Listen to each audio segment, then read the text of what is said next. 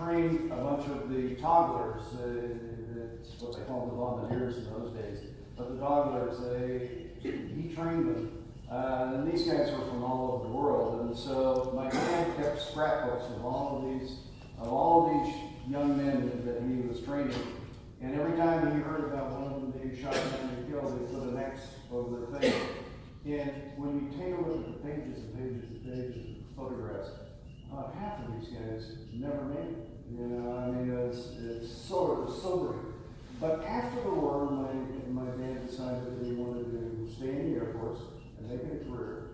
And so then so he was in charge of the senior officer at Mountain View Air Force Base. Mountain View, if you go and you try to find it, it's hard to find because there's nothing there anymore, I don't think.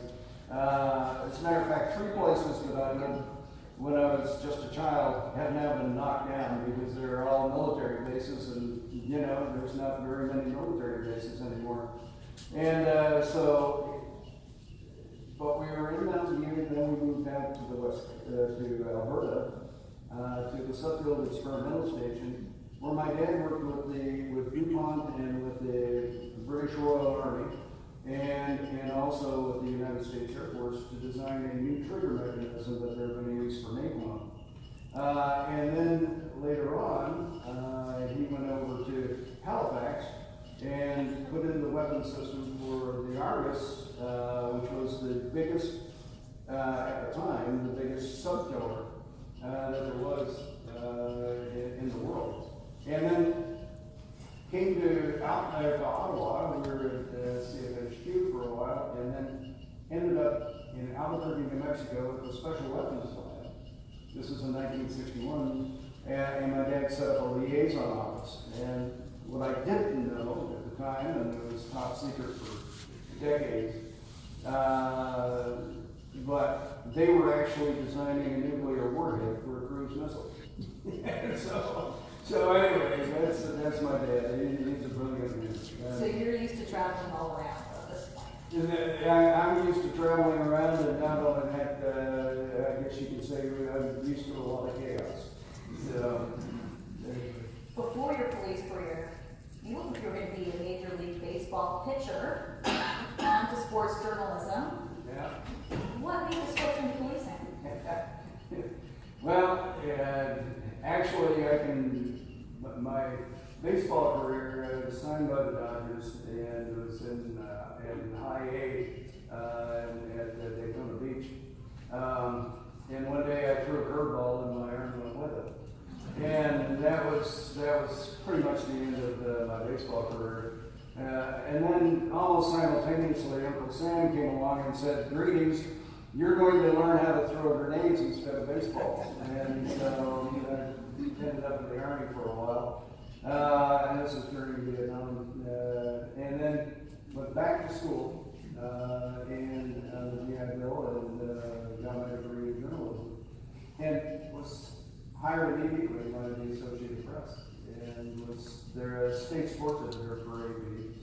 And ended up winning a bunch of awards and everything else. And I thought, what? This is really, man, I'm really good.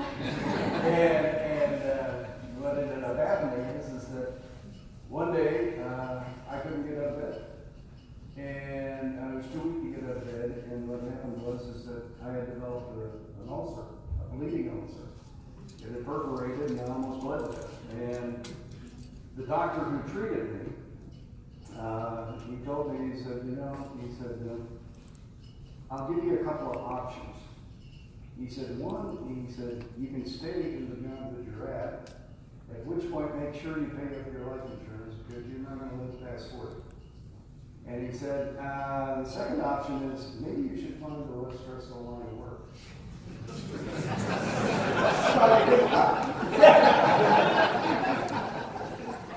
I would think it would be the exact opposite. You're telling me that I'm going to politics too. Sounds like a plan. Yeah, you can do it. I think so too sometimes. I've been on some ride-alongs. I've pulled some people over. Yeah. It's fun. Oh, It's a good time. But drawing down, I couldn't do that. part too. I mean, Michael Carmen, the first big case with Crime Stoppers, he promised his mom you would bring justice Yeah, to her. I- And that would be one of the hardest parts of the job too, is to talk to a family that's just lost a loved one. You know, Brought that promise. You yeah, made that promise. it was important. It really was. The Michael Carmen case is one of my earliest cases that I worked as a violent crimes detective. And so there was an awful lot of personal investment in this, emotional investment. And the fact that we were able to solve the case was, very gratifying. Creating a board of directors, you said, was the easy part, but raising the funds to do the rewards. How did you go about fundraising? How did you start that? Well, here's the thing about how we set up the first board. I was very, very fortunate that a good friend of mine was the regional head of security for the Circle K Corporation. And I understand Circle K is very much involved in Crime Stoppers here in Ontario. But we were able to get the support at Circle K right from the beginning.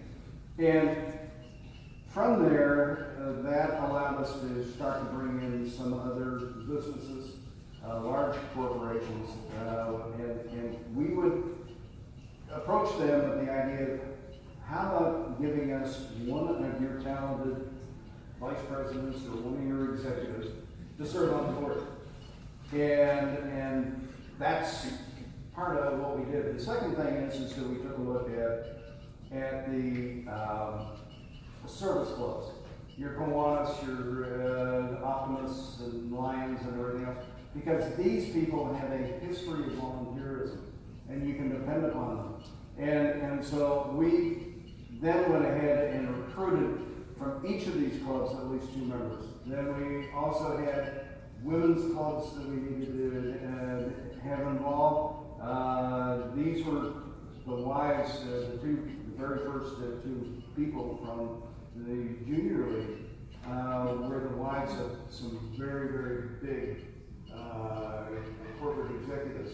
And that ensured that we were going to get a nice donation from them. But the other thing is that right from the beginning, it was extremely important to me that we get a broad cross-section of the community.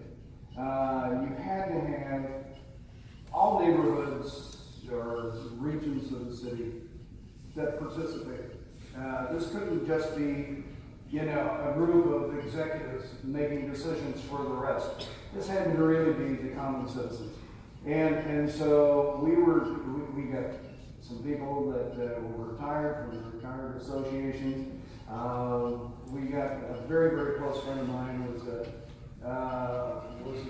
baseball umpire, and used to give me a lot of pitches on the corner. I loved him, man. Gene Akins, but he came on the board, and that really was very, very important. We got the Hispanic community involved. I mean, every different segment of our society was represented on this board, and it was 21 people. But it was they were there. The problem was, I was solving cases so fast I kept bankrupting the program, and so the board put a tremendous amount of pressure on the board to go on out and raise funds in order to keep us solvent. You said it took about 6 months for the police force to really come on board with the program. How long did it take the community to jump in and accept Crime Stoppers?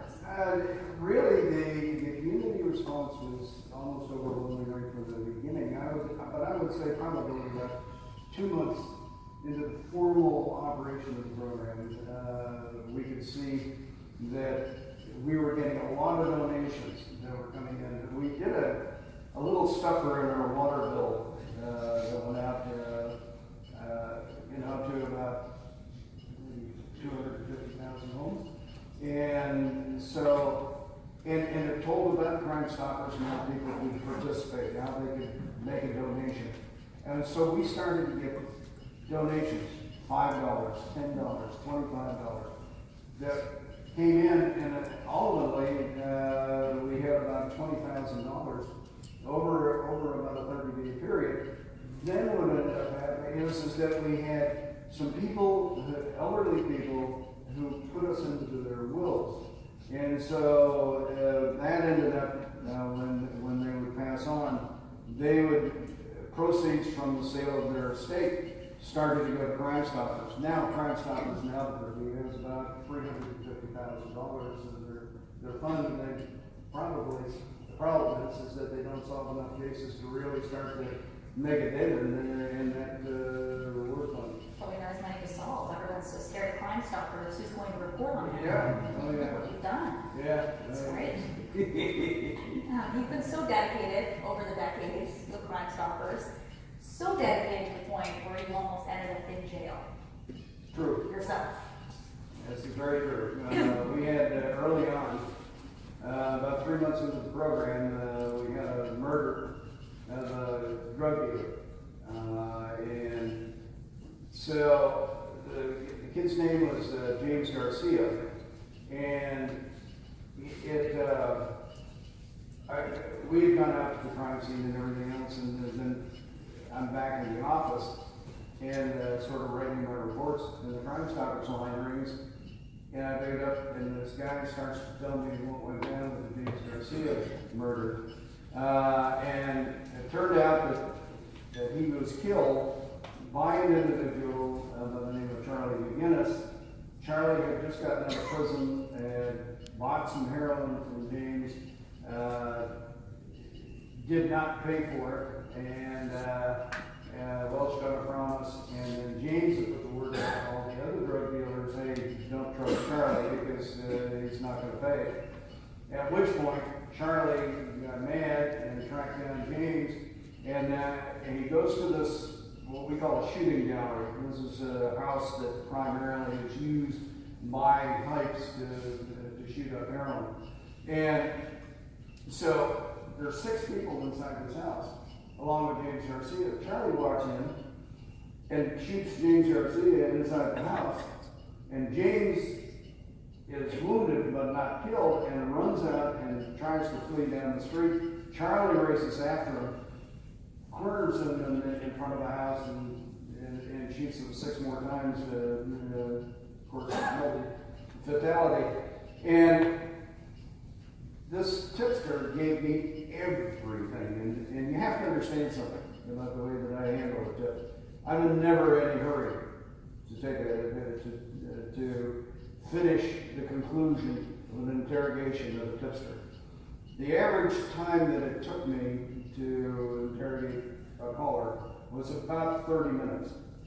And so I'm going through this and then getting the names of everybody that was an eyewitness and everything. And the guy says, well, my wife was there too. This guy was not a rocket scientist. But anyway, ultimately, through the course of the investigation, we find out who this guy is, our tipster, because he was an eyewitness.